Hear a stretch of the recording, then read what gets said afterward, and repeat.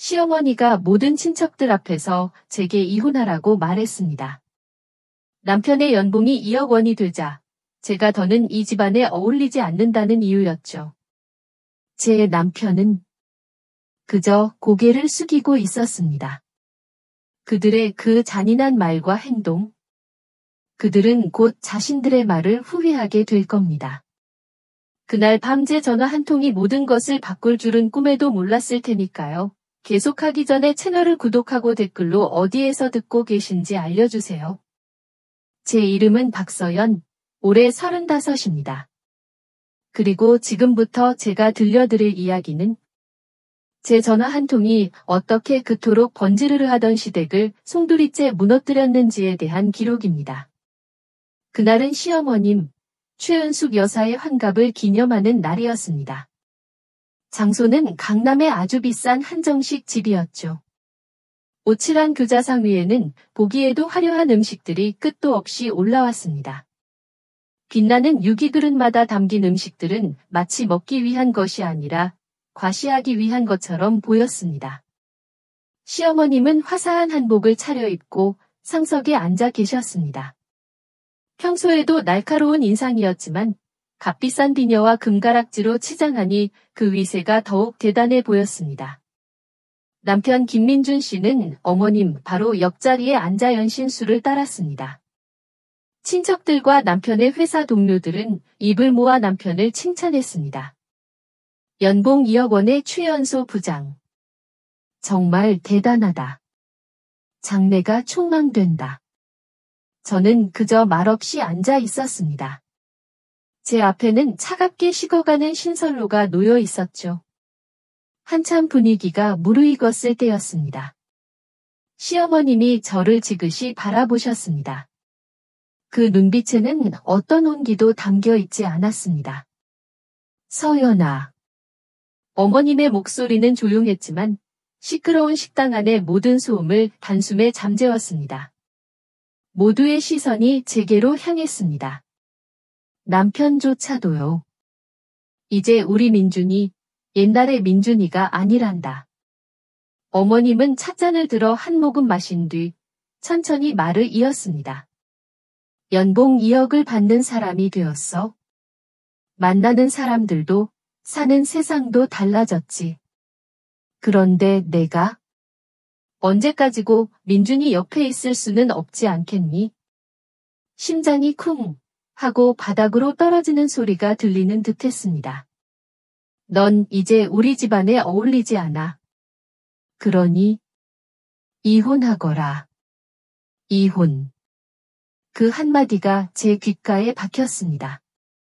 마치 차가운 쇠모처럼요. 주변 사람들이 수군거리기 시작했습니다. 동정하는 눈빛, 혹은 호기심 어린 눈빛. 그 어떤 것도 위로가 되지 않았습니다. 저는 남편을 보았습니다. 제 남편 민준 씨는 그저 고개를 숙이고 있었습니다. 자신의 찻잔만 내려다볼 뿐 저와 눈을 맞추지 않았습니다. 그 순간 깨달았습니다. 아, 모든 것이 끝났구나. 저는 울지 않았습니다. 소리치지도 않았습니다. 그저 조용히 자리에서 일어났습니다. 뻣뻣하게 굳은 허리를 펴고 시어머님을 향해 아주 희미하게 고개를 숙였습니다. 알겠습니다, 어머님. 그리고 뒤돌아섰습니다. 누구도 저를 붙잡지 않았습니다. 복도로 나와 차가운 벽에 등을 기댔습니다. 심호흡을 한 번 하고 핸드백에서 휴대전화를 꺼냈습니다. 익숙한 번호를 눌렀습니다. 홍 변호사님.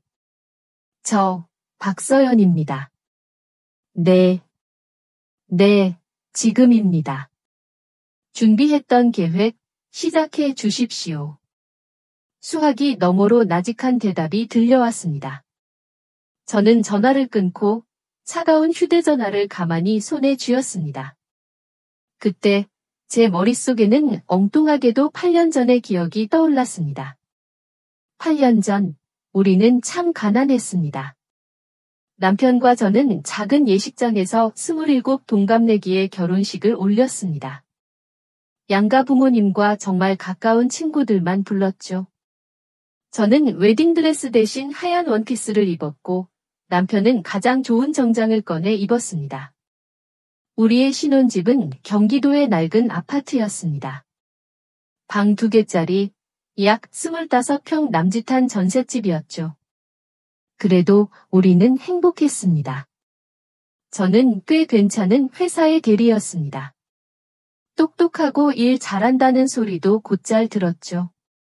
하지만 결혼하고 얼마 지나지 않아 저는 과감히 사표를 냈습니다.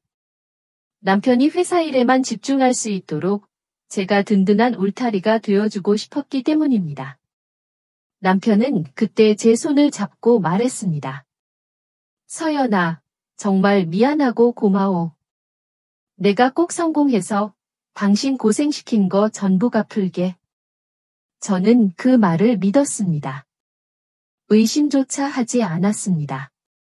아침마다 남편의 와이셔츠를 하얗게 다려주고 넥타이를 매주었습니다. 저녁에는 냉장고에 있는 재료들로 소박하지만 따뜻한 밥상을 차렸습니다. 김치가 맛있게 익은 날에는 돼지고기를 숭덩숭덩 썰어 넣고 김치찌개를 끓였죠. 남편은 언제나 밥 2그릇을 뚝딱 비우며 말했습니다. 당신이 해준 밥이 세상에서 제일 맛있다고. 우리는 월급날이면 은행 통장을 앞에 두고 머리를 맞대었습니다. 이번 달 공과금, 다음 달 적금. 빽빽하게 숫자를 적어가며 미래를 계획했습니다. 비록 통장 잔고는 넉넉하지 않았지만 마음만은 세상 누구보다 부자였습니다. 남편의 어깨를 주물러주며 저는 늘 말했습니다. 여보, 걱정하지 말아요. 우리가 함께인데 못할 게 뭐가 있겠어요. 그때의 우리는 진심으로 그렇게 믿었습니다. 함께 낡은 소파에 앉아 텔레비전을 보며 웃던 저녁. 손을 잡고 동네 공원을 산책하던 주말 오후. 그 모든 순간들이 제게는 전부였습니다. 저는 그 따뜻했던 기억들을 지키기 위해 오늘 이 차가운 복도에 서 있는 것입니다. 그 누구도 아닌 제 자신을 위해서요. 모든 것의 시작은 남편의 승진이었습니다. 어느 날 저녁, 남편은 평소보다 조금 이른 시간에 현관문을 열고 들어왔습니다. 얼굴에는 숨길 수 없는 기쁨이 가득했죠. 그는 제 어깨를 붙잡고 아이처럼 외쳤습니다. 서연아, 나 부장으로 승진했어. 저는 너무 기뻐서 남편을 힘껏 껴안았습니다. 그동안의 고생이 눈앞을 스쳐 지나갔습니다. 매일 밤늦게까지 야근하고 주말에도 출근하던 남편의 지친 뒷모습이 떠올라 코끝이 찡했습니다. 게다가 연봉이 2억 원이래. 그 말을 듣는 순간 저는 아무 말도 할 수 없었습니다. 2억 원, 우리가 아무리 아끼고 모아도 평생 만져볼 수 없을 것만 같던 돈이었습니다. 정말 우리에게도 이런 날이 오는구나. 이제 고생은 끝났구나. 저는 그날 냉장고를 통째로 털어 진수성찬을 차렸습니다. 남편이 가장 좋아하는 갈비찜을 하고 잡채도 만들었죠. 시부모님과 시누이까지 모두 집으로 불렀습니다. 작은 거실이 사람들로 꽉 찼지만 웃음소리는 끊이지 않았습니다. 시어머님은 내 아들이 최고라며 남편의 등을 연신 두드리셨습니다. 그날 밤 저는 정말 행복했습니다. 하지만 그 행복은 그리 오래가지 않았습니다. 돈은 사람을 변하게 만든다는 흔한 말이 우리 가족에게 현실이 될 줄은 꿈에도 몰랐습니다. 가장 먼저 변한 것은 시어머님이었습니다. 어머님은 온 동네방네 만나는 사람마다 아들 자랑을 하고 다니셨습니다. 처음에는 저도 기뻤습니다. 하지만 어머님의 이야기 속에는 제 존재가 없었습니다. 우리 아들이 얼마나 똑똑한지 어려서부터 남달랐다니까. 내가 우리 아들 뒷바라지하느라 얼마나 고생했는지 몰라. 마치 남편의 성공이 온전히 어머님 혼자의 공인 것 같았습니다. 제가 회사를 그만두고 10년 가까이 묵묵히 남편을 내조했던 시간들은 어머님의 자랑 속에서는 먼지처럼 사라져 버렸습니다. 그리고 어머님의 화살은 서서히 제게로 향하기 시작했습니다. 어느 날 함께 백화점에 갔을 때였습니다. 어머님은 명품관을 쓱 둘러보시더니 제 위아래를 훑어보며 말씀하셨습니다. 서연아, 너도 이제 꾸며야 하지 않겠니?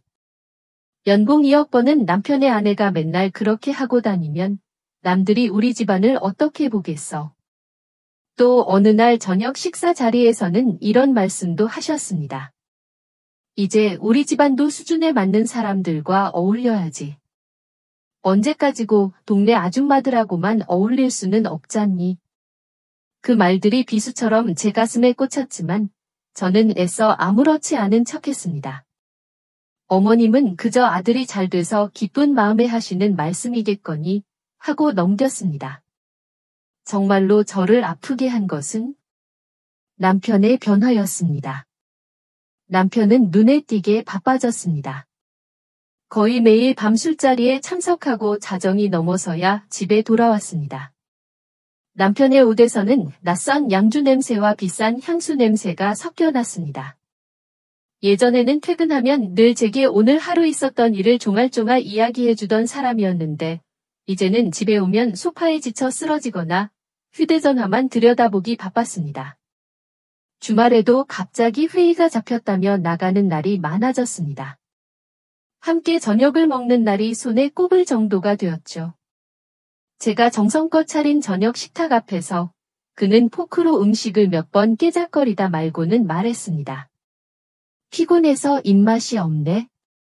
먼저 들어가서 쉬게. 텅 빈 식탁에 혼자 앉아 차갑게 식어가는 음식들을 보고 있으면 저도 모르게 눈물이 났습니다. 우리 사이에 보이지 않는 벽이 생기는 것 같았습니다. 분명 한 공간에 있는데도 남편은 아주 멀리 있는 사람처럼 느껴졌습니다. 참다 못해 어느 날 밤 저는 남편에게 조심스럽게 물었습니다. 여보, 요즘 어머님 말씀이 조금 서운하게 들려요. 저는 남편이 제 편이 되어주길 바랐습니다. 예전처럼 우리 서연이 속상했구나 하고 다정하게 안아주길 바랐습니다. 하지만 남편은 귀찮다는 듯이 대답했습니다. 어머니가 뭘 그냥 아들이 잘 돼서 기쁜 마음에 그러시는 거지? 당신이 너무 예민하게 구는 거 아니야? 피곤한 사람 붙잡고 그런 얘기 좀 하지 마. 그 말을 듣는 순간 제 주변의 모든 공기가 차갑게 얼어붙는 것 같았습니다. 아, 이 집에서 이제 내 편은 아무도 없구나. 저는 더 이상 아무 말도 하지 않았습니다. 그저 입을 다물었습니다. 그날 이후로 저는 점점 더 외로워졌습니다. 남편은 더 높은 곳을 향해 날아오르고 있었지만 저는 그가 날아오른 만큼 깊은 어둠 속으로 가라앉고 있었습니다. 돈의 그림자는 그렇게 소리 없이 우리 부부의 삶을 집어삼키고 있었습니다. 제 인내심의 잔을 넘치게 한 그날의 이야기는 시어머님의 환갑잔치로부터 시작됩니다. 사실 그 잔치는 환갑을 축하하기 위한 자리가 아니었습니다. 그것은 남편, 김민준 부장의 성공을 과시하고 시댁의 높아진 위상을 만천하에 알리기 위한 무대였습니다. 잔치 며칠 전 시어머님은 저를 따로 부르셨습니다. 그리고는 옷장에 걸려있던 제 원피스 중 가장 수수한 것을 손가락으로 가리키며 말씀하셨습니다. 서연아, 그날은 이 옷을 입고 오너라.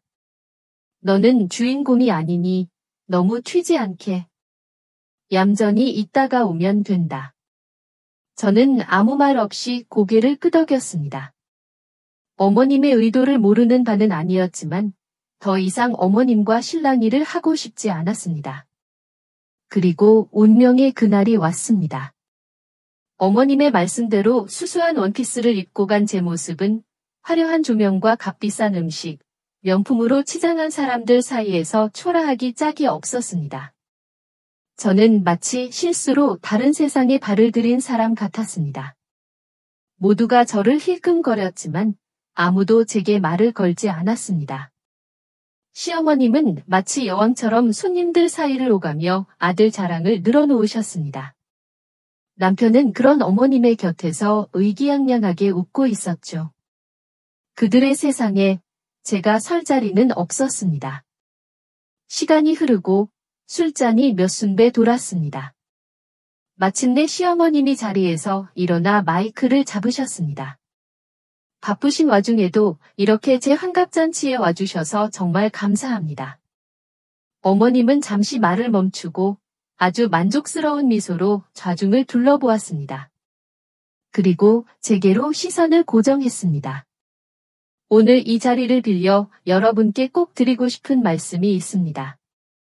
아시다시피 제 아들 민준이가 이제 이 사회의 훌륭한 기둥이 되었습니다.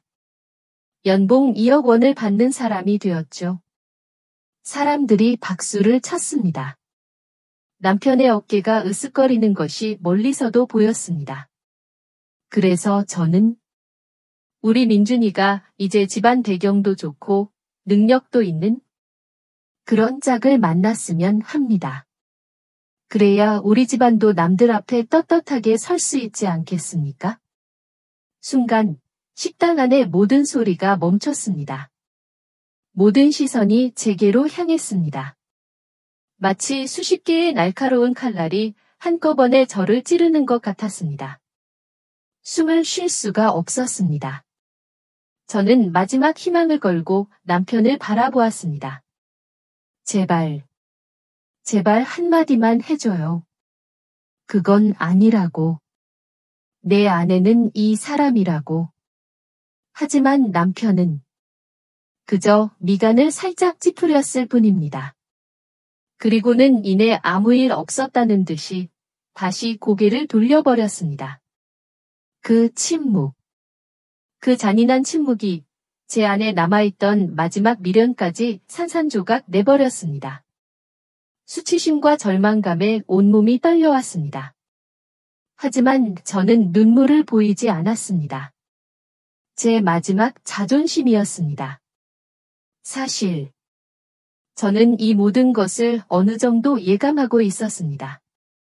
몇 달 전의 일입니다. 시아버지의 건축자재 공급업체 사무실을 정리해드리다가 저는 우연히 이상한 서류들을 발견했습니다. 은행에서 거액의 대출을 받은 서류였는데 담보로 잡힌 자산에 비해 대출금이 터무니없이 많았습니다. 그리고 거래처 목록에는 주소도 불분명하고 이름도 생소한 회사들이 여러 개 있었습니다. 속칭 페이퍼 컴퍼니였죠. 그때 직감했습니다. 이 집안이 겉보기와는 다르다는 것을, 무언가 아주 잘못되어 가고 있다는 것을요. 그저 덮어두고 모른 척할 수도 있었습니다. 하지만 저는 그렇게 할 수 없었습니다. 만약 이 모든 것이 무너진다면 그 피해는 고스란히 남편에게 그리고 저에게 돌아올 테니까요. 그래서 저는 혼자서 조용히 준비를 시작했습니다. 저는 남편 몰래 변호사 사무실을 찾아갔습니다.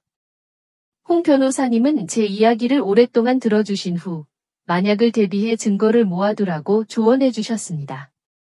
남편을 위해서가 아니라 제 자신을 지키기 위해서 말입니다. 그날 밤 저는 다시 한번 결심했습니다. 이제 더 이상 망설일 필요가 없다고. 저는 자리에서 일어나 식당 복도로 나왔습니다. 그리고 휴대전화를 꺼내 홍 변호사님께 전화를 걸었습니다. 홍 변호사님. 저 박서연입니다.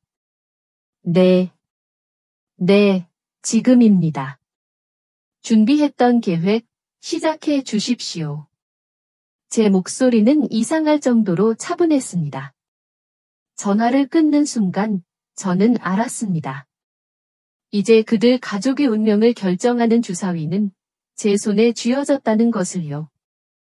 존경하는 시청자 여러분.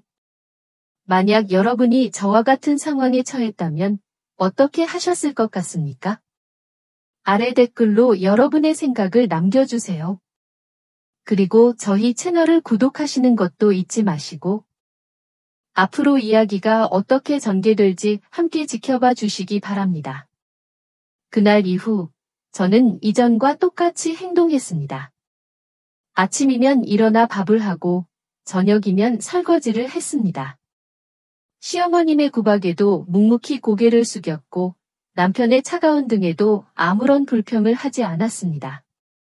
시댁 식구들의 눈에 저는 아마 모든 것을 체념한 무기력한 여자로 보였을 겁니다. 하지만 그것은 모두 연기였습니다. 그들은 모르는 저만의 시간이 있었습니다. 모두가 잠든 깊은 밤, 저는 유령처럼 일어나 서재로 향했습니다. 며칠 뒤, 저는 홍 변호사님을 비밀리에 만났습니다. 변호사님은 제게 필요한 서류 목록을 건네주셨습니다. 시아버지 회사의 대출 계약서, 거래 명세서, 그리고 세금 관련 서류들. 그는 불법 대출과 탈세 혐의를 입증하기 위한 최소한의 증거라고 말했습니다. 그날 밤부터 저희 은밀한 작전이 시작되었습니다. 저는 모두가 잠든 것을 확인한 뒤 양말 신은 발로 소리 없이 시아버지의 서재로 들어갔습니다. 낡은 마룻바닥이 삐걱거릴 때마다 심장이 철렁 내려앉았습니다. 캄캄한 어둠 속에서 책상 위 스탠드를 켜자 산더미처럼 쌓인 서류들이 모습을 드러냈습니다. 저는 숨을 죽인 채 서류들을 뒤지기 시작했습니다. 손끝이 가늘게 떨려왔습니다. 서류를 넘기는 소리가 마치 천둥 소리처럼 크게 들리는 것 같았습니다. 마침내 변호사님이 말했던 서류들을 찾아냈습니다. 저는 휴대전화 카메라를 켜고 그림자 지지 않도록 조심하며 한 장 한 장 사진을 찍었습니다. 수십 번의 셔터 소리가 없는 촬영.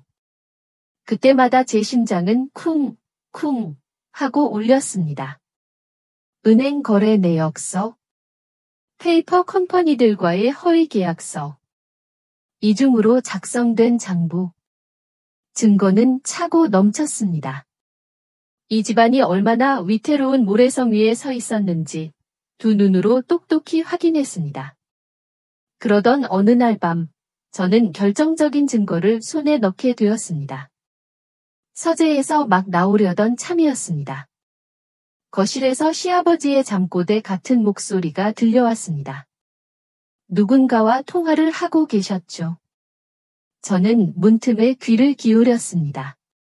강 회장님, 정말 이렇게까지 하셔야겠습니까?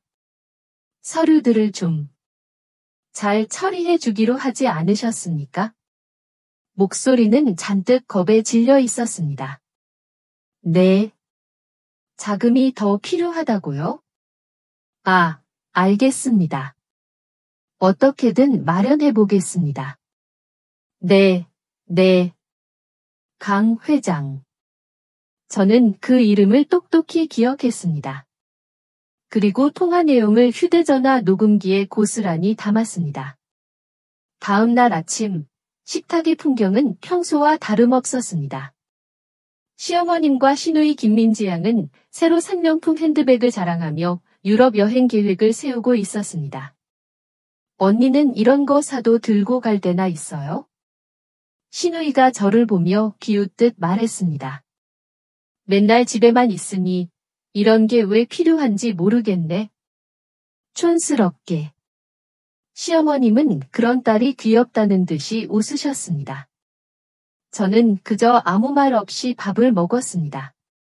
그들이 곧 닥쳐올 폭풍우를 전혀 알지 못한 채 허영의 성에서 즐거워하는 모습이 어쩐지 가엾게 느껴졌습니다.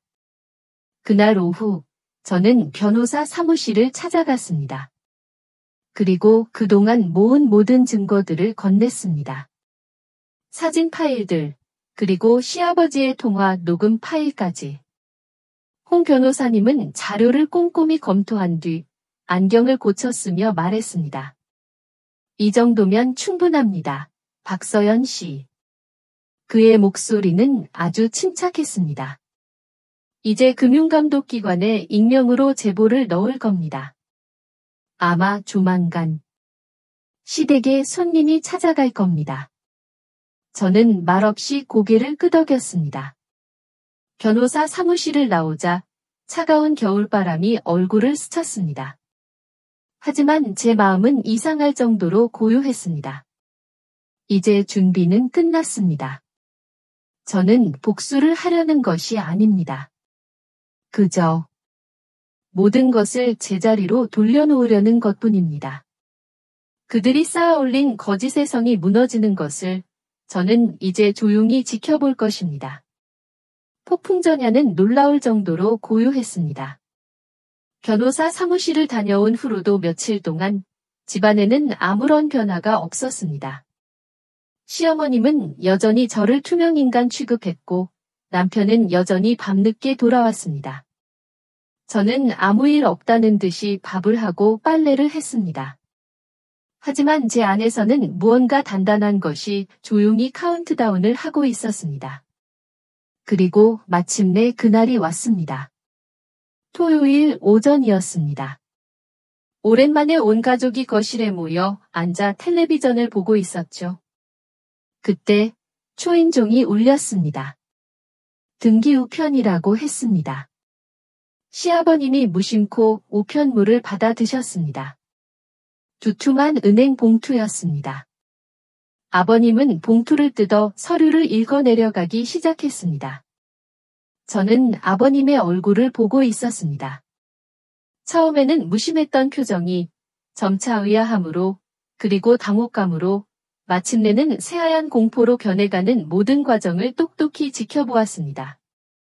아버님의 손이 미세하게 떨리기 시작했습니다. 들고 있던 찻잔이 기어코 손에서 미끄러져 쨍그랑 하는 날카로운 소리와 함께 바닥으로 떨어졌습니다. 갈색 찬물이 하얀 대리석 바닥 위로 흉터처럼 번져나갔습니다. 여보, 당신 왜 그래요? 무슨 편지인데 그래요? 시어머님이 놀라 소리쳤습니다. 하지만 시아버님은 아무 대답도 하지 못했습니다. 그저 넋이 나간 사람처럼 종이 한 장을 든 채 멍하니 서 있을 뿐이었습니다. 어머님이 답답하다는 듯이 다가가 서류를 확 낚아채셨습니다. 어머님의 눈이 서류 위를 빠르게 훑었습니다. 귀사에 대한 긴급 회계 감사를 실시할 예정임을 통보합니다. 그 문장을 읽는 순간 어머님의 얼굴에서도 핏기가 사라졌습니다. 회계 감사라니? 이게 무슨 소리예요? 멀쩡한 회사에 왜 갑자기 감사를 한다는 거예요? 그때부터였습니다. 평화롭던 거실은 순식간에 아수라장으로 변했습니다. 시어머님은 시아버님을 향해 날카로운 목소리로 쏘아붙이기 시작했습니다. 당신, 도대체 회사 일을 어떻게 하는 거예요? 내가 당신 사업 믿고 여태까지 참고 산 거 몰라요? 이제 좀 살만해지나 했더니 이게 무슨 망신이냐고요. 시아버님도 지지 않고 소리쳤습니다. 뭐, 당신 때문에 내가 이 고생을 하는 거 아니야? 맨날 돈.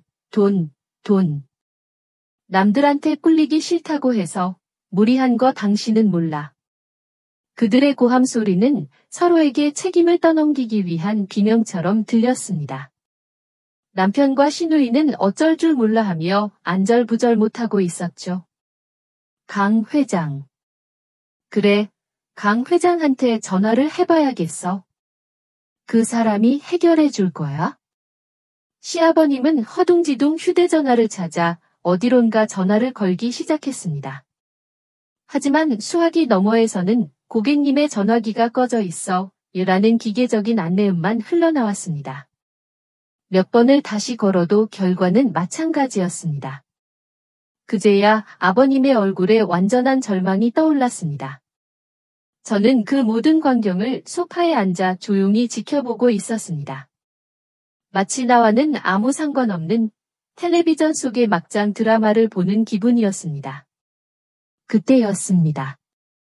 그 혼란 속에서 남편이 저를 돌아보았습니다.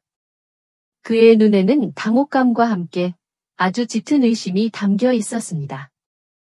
남편은 제게 성큼성큼 다가와 낮은 목소리로 물었습니다. 박서연, 당신, 혹시 뭐 알고 있는 거 있어? 남편이 제 이름을 부른 것은 아주 오랜만이었습니다. 어떻게 당신만 그렇게 태어날 수가 있는 거야? 저는 천천히 고개를 들어 남편의 눈을 똑바로 마주 보았습니다. 그리고 아주 조용히, 하지만 모든 사람이 들을 수 있을 만큼 또렷하게 말했습니다. 이게 온 가족이 그토록 원하던 수준에 맞는 삶 아니었나요, 여보? 제 목소리에는 어떤 감정도 실려 있지 않았습니다. 그 말을 듣는 순간 남편의 얼굴에 떠오른 것은 분노가 아니었습니다. 그것은 이해할 수 없는 존재를 마주한 듯한 원초적인 두려움이었습니다. 저는 알 수 있었습니다. 견고해 보였던 그들의 성에 마침내 첫 번째 균열이 생겼다는 것을. 그리고 그 균열은 이제 곧 걷잡을 수 없이 벌어지게 될 것이라는 것을요. 은행에서 편지가 온 지 정확히 사흘 뒤였습니다. 검은색 정장을 입은 남자 3명이 집으로 찾아왔습니다. 그들은 자신들을 금융감독원과 은행에서 나온 감사팀이라고 소개했습니다. 손에는 두꺼운 서류 가방이 들려 있었죠. 거실의 공기는 유리처럼 차갑고 팽팽해졌습니다. 그들은 시아버지의 회사로 가기를 요청했습니다. 시아버님은 어쩔 수 없이 그들을 회사로 안내해야 했습니다. 시어머님과 남편, 그리고 저도 그 뒤를 따랐습니다. 마치 죄인처럼 아무도 입을 열지 못했습니다. 시아버지의 사무실은 먼지가 뽀얗게 쌓인 서류들로 어수선했습니다. 평소에는 위험 있어 보이던 사장님 책상이 그날따라 초라해 보였습니다. 조사관들은 냉정한 표정으로 질문을 던지기 시작했습니다. 이 페이퍼 컴퍼니들과의 거래 내역에 대해 설명해 주시죠. 이영철 사장님. 한 조사관이 제가 사진 찍었던 바로 그 허위 계약서들을 책상 위에 펼쳐놓았습니다. 시아버님은 당황한 기색이 역력했습니다. 식은땀이 이마에 송골송골 맺혔습니다. 아, 그건 최근에 새로 거래를 시작한 곳들입니다. 전임 격리 직원이 처리했던 일이라 제가 자세한 내역까지는 잘 궁색한 변명이었습니다. 조사관은 코웃음을 쳤습니다. 저희가 확인한 바로는 이 회사들은 모두 실체가 없는 유령 회사들입니다. 사장님께서 정말 모르셨다고요?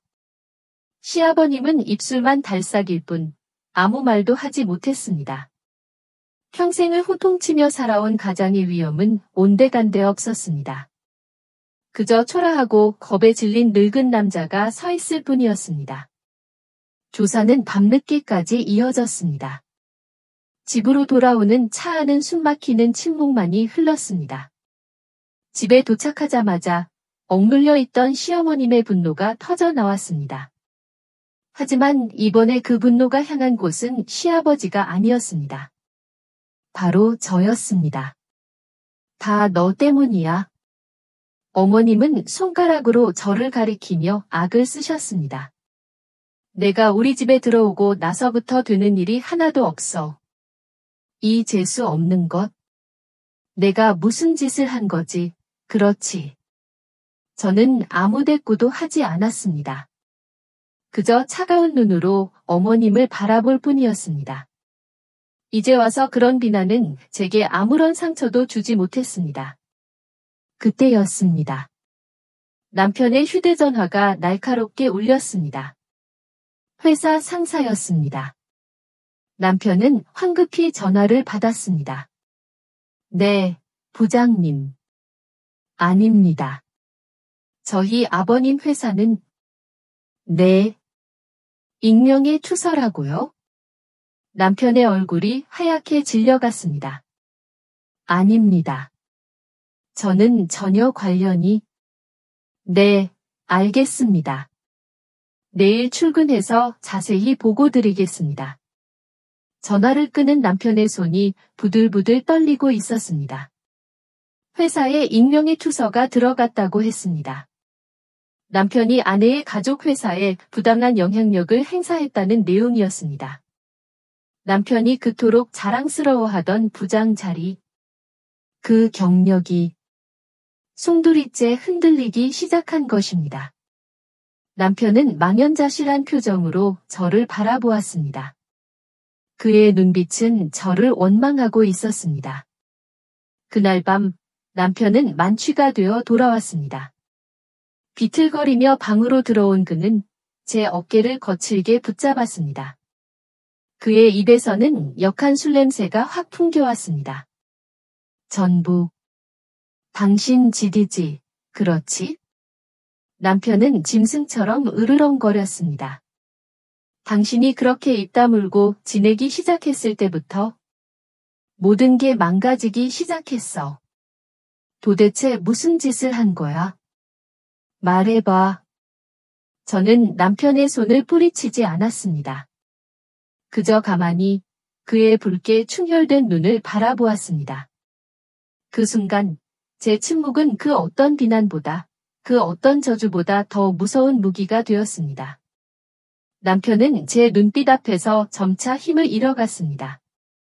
저를 붙잡았던 손을 스르르 놓으며 그는 절망적으로 중얼거렸습니다. 대체 왜? 저는 대답하지 않았습니다. 대답할 가치조차 없었기 때문입니다.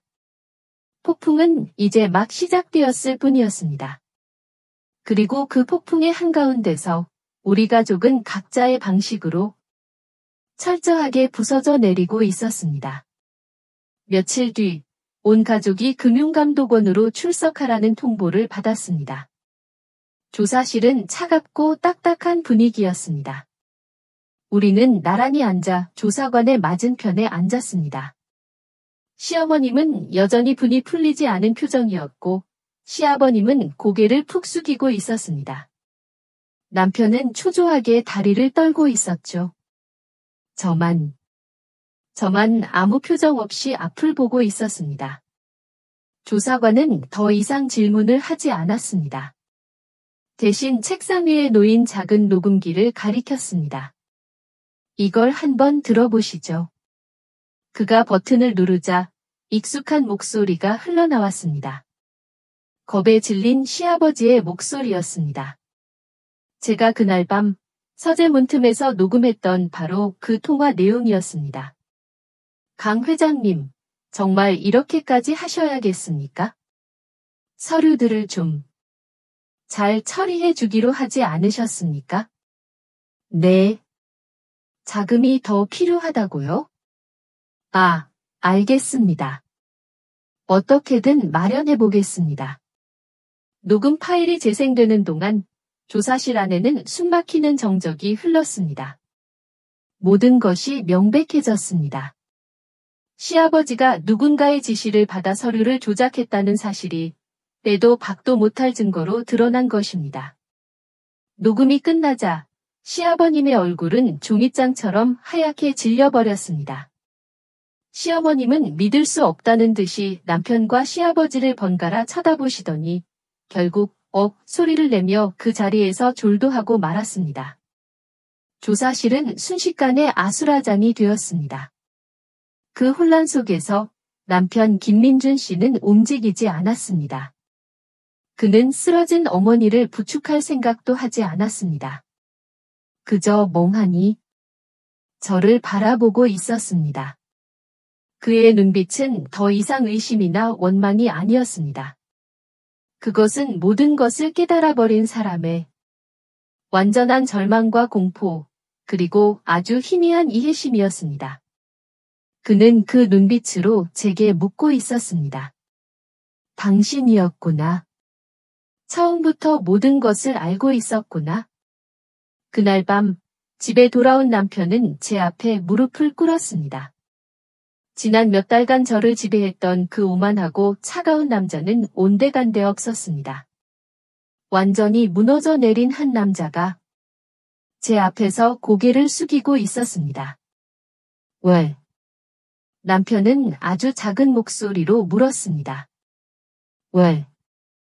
이렇게까지 한 거야, 서연아? 그 말을 듣는 순간 지난 몇 년간 제 가슴 속에 단단하게 쌓여있던 둑이 무너져 내렸습니다. 저는 처음으로 남편 앞에서 눈물을 흘렸습니다. 하지만 그것은 슬픔의 눈물이 아니었습니다. 억울함과 배신감, 그리고 제 자신에 대한 연민이 뒤섞인 눈물이었습니다. 저는 흐느끼며 말했습니다. 내가 뭘 어쨌는데요? 당신이 성공하길 바랐던 게 죄예요? 당신이 회사 일에만 집중할 수 있도록 내 꿈, 내 경력, 내 인생을 모두 포기하고 당신의 그림자로 살았던 게 그렇게 큰 잘못이었나요? 어머님이 나를 무시하고 없는 사람 취급할 때 당신은 어디 있었어요? 사람들이 가득한 잔칫집에서 당신 아내를 내쫓으라고 했을 때 당신은 왜 아무 말도 하지 않았죠? 제 목소리는 점점 더 커졌습니다. 억눌렀던 모든 감정이 한꺼번에 터져 나왔습니다. 나는 이 집안을 망가뜨린 게 아니에요. 나는 그저 불을 켰을 뿐이에요. 이미 속에서부터 썩어 문드러지고 있던 당신들 가족의 진짜 모습을 모두가 볼 수 있도록 불을 켰을 뿐이라고요. 저는 눈물 젖은 얼굴로 남편을 똑바로 바라보았습니다. 당신이 그토록 자랑스러워하던 연봉 2억 원, 그 돈의 대가가 뭔지 알아요? 그건 바로 내 자존심이었고, 우리가 함께했던 지난 8년의 세월이었고, 그리고 우리의 사랑이었어요. 남편은 아무 대답도 하지 못했습니다. 그저 어린아이처럼 소리내어 울기 시작했습니다. 뒤늦은 후회의 눈물이었습니다. 하지만 이미 엎질러진 물이었습니다. 깨져버린 그릇이었습니다. 그의 눈물은 제 상처를 치유해주지 못했습니다. 남편은 울고 있었습니다.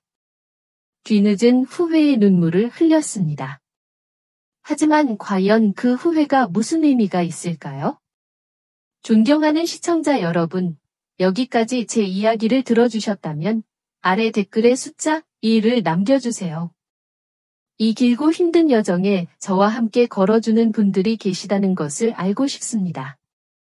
여러분의 존재가 이 쓰라린 이야기의 마지막을 들려드릴 가장 큰 힘이 될 것입니다. 그날 이후 모든 것은 아주 빠르게 진행되었습니다. 법의 심판은 냉정하고 신속했습니다. 며칠 지나지 않아 시아버지 회사의 모든 자산과 시댁의 은행 계좌가 동결되었다는 통지서가 날아왔습니다. 사법기관의 조사가 본격적으로 시작된 것입니다. 시아버님은 강 회장에게 모든 책임을 떠넘기려 했습니다. 하지만 강 회장은 이미 꼬리 자르기를 끝낸 뒤였습니다. 그는 유능한 변호사를 고용해 자신은 단순한 투자자였을 뿐 모든 불법적인 행위는 시아버지가 주도했다고 주장했습니다. 결국 모든 법적 책임은 고스란히 시아버지의 몫이 되었습니다. 집안의 분위기는 말 그대로 지옥 같았습니다. 더 이상 고함 소리도 원망 섞인 울음소리도 들리지 않았습니다. 그 대신 숨막히는 침묵이 집안 전체를 짓눌렀습니다. 모두가 말이 없었습니다. 서로의 얼굴을 쳐다보지도 않았습니다. 그저 각자의 방에 틀어박혀 다가올 파멸을 무기력하게 기다릴 뿐이었습니다. 시어머님의 변화가 가장 컸습니다. 평생을 체면을 먹고 살아온 분이었습니다. 하지만 이제 그 체면이 산산조각 나버렸습니다. 어머님은 더 이상 외출을 하지 않았습니다. 하루 종일 커튼을 친 어두운 방에 누워만 계셨습니다. 친구들에게서 걸려오는 전화도 받지 않았습니다. 세상과 완전히 담을 쌓아버린 것입니다. 돈을 잃은 것보다 남들의 손가락질을 받는 것을 더 두려워하는 듯했습니다. 그토록 자랑스러워하던 아들의 성공과 집안의 명예가 하루아침에 조롱거리로 전락해버린 현실을 어머님은 감당하지 못하셨습니다. 그리고 마침내 올 것이 왔습니다. 변호사에게서 연락이 왔습니다. 은행이 담보로 잡혀있던 이 집을 경매에 넘기기로 결정했다는 소식이었습니다. 일주일 안에 집을 비워주어야 한다고 했습니다. 그 소식은 가족에게 내려진 사형 선고나 다름없었습니다. 지역경제신문에 작은 기사가 실렸습니다. 경기도 소재 건축 자재업체, 금융사기로 파산. 회사 이름이 직접 거론되지는 않았지만 아는 사람들은 모두 시아버지의 회사 이야기라는 것을 알았습니다. 이제는 숨을 곳조차 없었습니다. 이사를 나가야 하는 마지막 날이 되었습니다. 우리는 말없이 짐을 쌌습니다. 시어머님이 아끼던 고급 도자기 그릇들, 시누이가 사모았던 명품 핸드백들, 남편이 성공의 증표라며 자랑하던 비싼 양주들.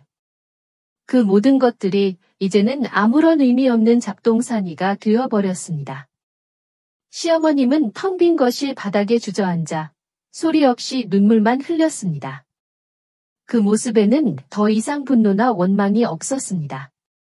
그저 모든 것을 잃어버린 사람의 텅 빈 허망함만이 남아있을 뿐이었습니다. 저는 그 모습을 가만히 지켜보았습니다. 제 마음속에는 어떤 통쾌함도 동정심도 일어나지 않았습니다. 그저 모든 것이 끝났다는 안도감, 그리고 깊은 피로감만이 느껴졌습니다. 이윽고 집 앞에 이삿짐 센터에 노란색 트럭이 도착했습니다. 저는 제 방에서 마지막으로 제 짐을 챙겨 나왔습니다. 그리고 거실에 서 있는 남편, 김민준 씨에게 다가갔습니다. 저는 그의 앞에 하얀 종이 한 장을 내밀었습니다. 제 서명이 이미 적혀 있는 이혼 서류였습니다. 남편은 떨리는 눈으로 서류와 제 얼굴을 번갈아 보았습니다. 저는 아주 조용히 말했습니다. 이제 내 역할은 끝난 것 같아요. 나는 당신의 아내로서 이 집안의 며느리로서 할 수 있는 모든 것을 다 했어요. 이제는 나 자신을 위한 삶을 되찾고 싶어요. 제 목소리는 아주 담담했습니다. 그것이 제가 그에게 건넨 마지막 말이었습니다. 그 후로 몇 달의 시간이 흘렀습니다. 법적인 절차는 모두 마무리되었습니다. 시아버님은 집행유예와 함께 거액의 벌금형을 선고받았습니다. 한때의 사장님은 이제 주인이 되었습니다. 시댁은 강남의 고급 주택을 떠나 도시 외곽의 낡고 작은 빌라로 이사했습니다. 예전에 우리가 살던 신혼집보다도 더 좁고 허름한 곳이었습니다. 저는 그동안 따로 나와 작은 오피스텔을 얻어 지내고 있었습니다. 이혼 서류는 법원에 제출했지만 아직 처리되지는 않은 상태였습니다. 그러던 어느 날 남편에게서 문자가 왔습니다. 어머님이 저를 많이 보고 싶어 하신다는 내용이었습니다. 저는 한참을 망설였습니다. 하지만 이 모든 것을 제 손으로 끝내기 위해서는 마지막으로 그들을 마주해야 한다고 생각했습니다. 제가 찾아간 빌라는 햇볕도 잘 들지 않는 어두운 곳이었습니다. 한때는 명품으로 가득했던 거실에는 이제 낡은 가구 몇 개가 전부였습니다. 거실 한쪽에 앉아 계시던 시어머님은 저를 보자마자 자리에서 일어났습니다. 예전에 그 꼿꼿하고 위엄 있던 모습은 어디에도 없었습니다. 그저 허리가 굽고 머리가 하얗게 새어버린 초라한 노인이 서 있을 뿐이었습니다. 어머님은 제게 다가와 제 손을 잡았습니다. 그 손은 아주 차갑고 가늘게 떨리고 있었습니다. 서연아. 어머님은 제 이름을 부르며 눈물을 글썽였습니다. 내가 잘못했다. 이 늙은이가 눈이 멀어서 집에 굴러들어온 복덩이를 내 발로 걷어차 버렸구나. 어머님은 제 손을 잡은 채 흐느끼기 시작했습니다. 그깟 체면이 뭐라고? 그깟 돈이 뭐라고? 내 아들 인생 망치고 내 가슴에 대못을 박았어. 이 어리석은 늙은이를 제발 용서해다오. 응? 저는 아무 말도 하지 않았습니다. 그저 가만히 어머님의 눈물을 바라보았습니다. 그 눈물은 진심이었습니다. 체면 때문이 아닌 뼛속 깊은 곳에서부터 우러나오는 진짜 후회의 눈물이었습니다. 그때 방에서 남편이 나왔습니다. 그는 예전처럼 비싼 정장을 입고 있지 않았습니다. 작업복 차림이었습니다. 얼굴은 햇볕에 그을려 있었고 손에는 굳은 살이 박여 있었습니다. 남편은 제게 서류 한 뭉치를 내밀었습니다. 사업 계획서 같은 것이었습니다. 나 회사 그만뒀어. 남편은 아주 담담하게 말했습니다. 지금은 건설 현장에서 막 일하고 있어. 아직은 힘들지만 이 돈으로 아버지 벌금도 갚고 아주 작게라도 내 사업을 다시 시작해보려고. 정직하게 땀 흘려서 돈 벌고 싶어. 그는 고개를 들어 저를 바라보았습니다. 그의 눈빛은 아주 맑고 진지했습니다. 당신한테 돌아와 달라고 할 자격 없는 거 알아? 그냥 당신이 사랑했던 그 남자가 다시 돌아오려고 노력하고 있다는 것만 알아줬으면 좋겠어. 저는 남편과 시어머님을 가만히 바라보았습니다. 그들은 모든 것을 잃었습니다. 돈, 명예, 그리고 자존심까지. 하지만 그들은 그 모든 것을 잃고 나서야 비로소 가장 소중한 것이 무엇이었는지를 깨달은 것 같았습니다. 저는 시어머님의 손을 마주 잡았습니다. 어머님. 저는 이제 어머님을 원망하지 않아요. 그리고 남편을 향해 고개를 돌렸습니다. 하지만 이혼 서류를 물을 생각은 없어요. 두 사람의 얼굴에 실망한 기색이 스쳐 지나갔습니다. 어머님은 용서할게요. 하지만 저 역시 제 자신을 용서하고 저만의 새로운 삶을 시작해야 해요. 그동안 너무 오랫동안 제 자신을 잊고 살았으니까요. 저는 그 말을 남기고 조용히 그 집을 나왔습니다. 밖으로 나오자 눈부신 햇살이 제 얼굴 위로 쏟아졌습니다. 아주 오랜만에 느껴보는 따뜻함이었습니다. 제 마음속을 짓누르던 무거운 돌덩이가 마침내 사라진 기분이었습니다. 그 후로 또다시 몇 년의 시간이 흘렀습니다.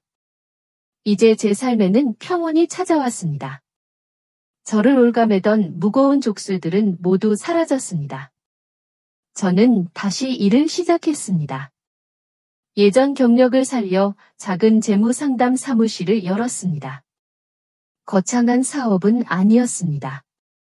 그저 저처럼 힘든 상황에 부닥친 사람들, 특히 여성들의 재정적 자립을 돕는 소박한 일이었습니다.